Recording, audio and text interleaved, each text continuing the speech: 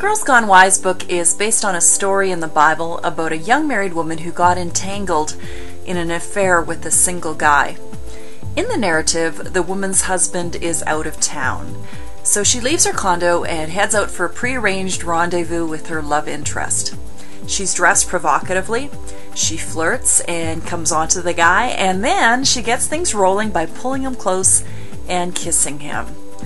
Most people would disapprove of her conduct. They'd say that a married woman kissing a man other than her husband is wrong. Even most wild celebrities would agree with that one.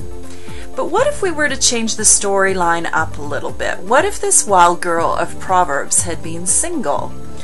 In that case, would kissing the young man have been wrong? What if she engaged in increasingly deeper forms of sexual intimacy with him?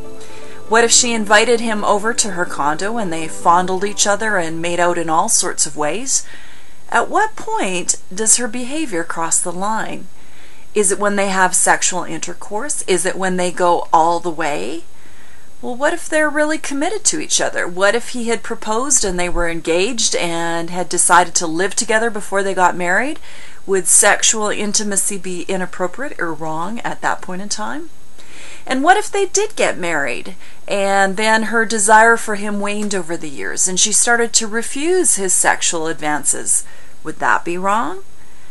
There are so many practical questions that come up when we consider what's right and wrong with regards to our sexual conduct.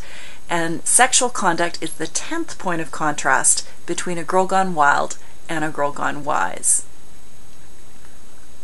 If you're unmarried, you've probably wondered how far is too far, or how far is too far at this stage in our relationship.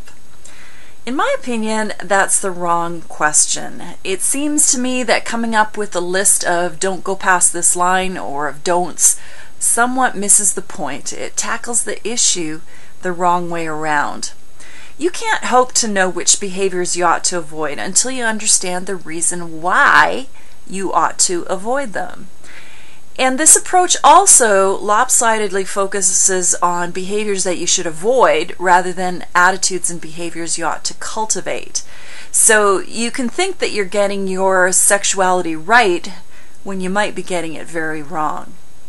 We can't hope to get our sexual conduct right until we understand what sex is all about.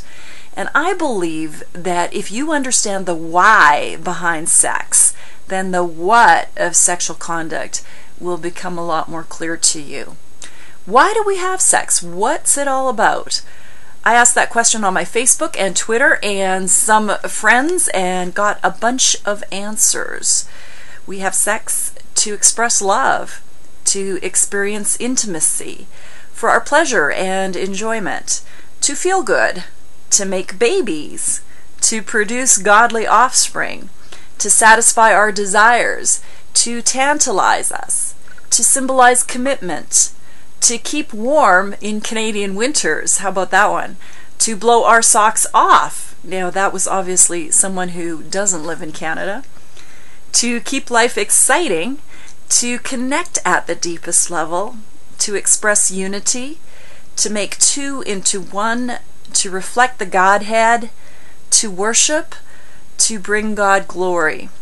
You know, all of those answers are true, at least at some level, but I want to give you a phrase that I think wraps up the biblical reason for sex. Are you ready?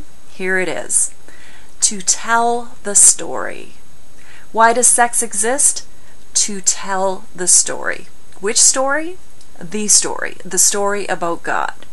Manhood, womanhood, marriage, and sex are mini lessons that teach us who God is and tell the cosmic story about the bridegroom who loved his bride so much that he died to redeem her, and about how wonderful their wedding and union will be. Our sexuality and sexual conduct is supposed to tell the story of God and tell the story of Christ's covenant relationship with his bride. The Bible teaches that sex is the act that consummates a marriage covenant. The covenant, the legal agreement, comes first. The physical intimacy comes after that. It's only supposed to happen when the covenant is in place. Covenant first, that's the right order. And it's the only order that's possible when it comes to Christ's relationship to the church. Without the covenant, it would be impossible for us to be embraced by Christ and to become one with Him. Intimacy with Christ is not possible if we're not in a covenant relationship with Him. Our bodily union with Him in heaven at the marriage supper of the Lamb will confirm that a spiritual, supernatural, and legal union is already in place.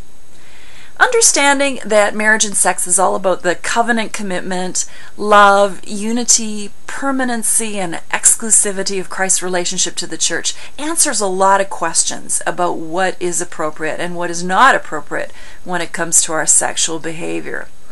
If we tell the story, we'll try to keep our behavior in line with what the behavior of the church towards Christ ought to be. Would it be appropriate for Christ's bride to mess around with anyone other than her bridegroom, even just a little bit? Would it be appropriate for her to shun him or to refuse his approaches or give him the cold shoulder?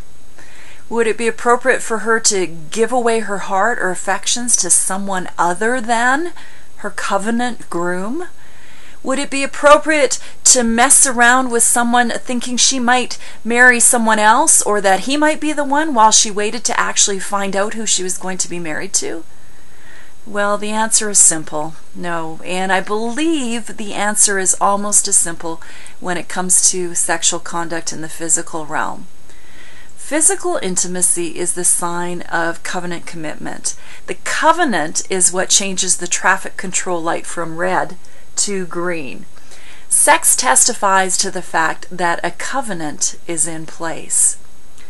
So what are the implications for physical intimacy between unmarried couples?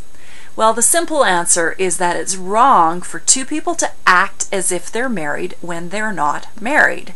You don't sleep together, you don't have sleepovers, you don't live together, you don't make out, you don't spend all your time together, you don't mess around.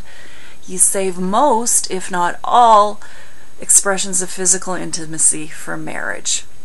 Your sexual behavior in the physical realm is to mirror the purity and faithfulness of Christ's bride in the spiritual realm. We honor God with our sexuality by restricting physical, sexual expressions of intimacy to the confines of marriage and by delighting in the joy of marital sex.